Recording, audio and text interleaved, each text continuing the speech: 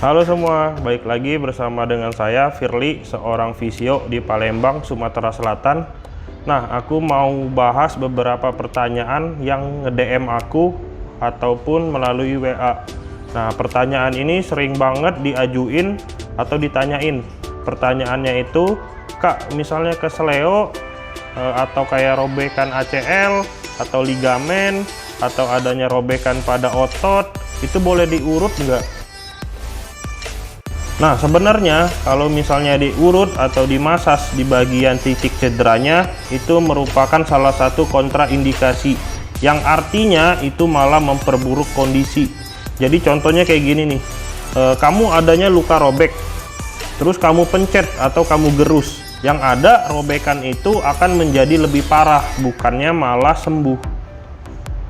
Nah, misalnya kamu mau urut juga atau dimasas pada kondisi cedera, aku saranin diurutnya itu jangan pernah di bagian titik yang nyeri. Nah, kalau kamu boleh diurut itu di daerah sekitarnya. Contohnya kayak gini. Misalnya kamu mengalami kesleo tuh di pergelangan kakinya di bagian luarnya. Nah, itu mau diurut nggak masalah, asal di daerah kayak otot betis atau gastrok, tibialis anterior atau di bagian betis depan, bagian paha nggak masalah, asal jangan di bagian titik nyerinya. Terus diurut atau dimasas itu efektif nggak sih Kak untuk cedera ligamen?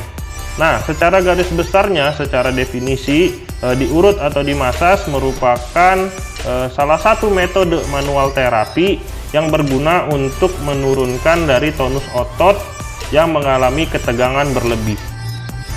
Nah, pada cedera ligamen kayak ACL maupun sprain ankle atau kesleo itu tidak membutuhkan otot yang rileks, tetapi lebih yang membutuhkan yang namanya stabilitas dari si sendi.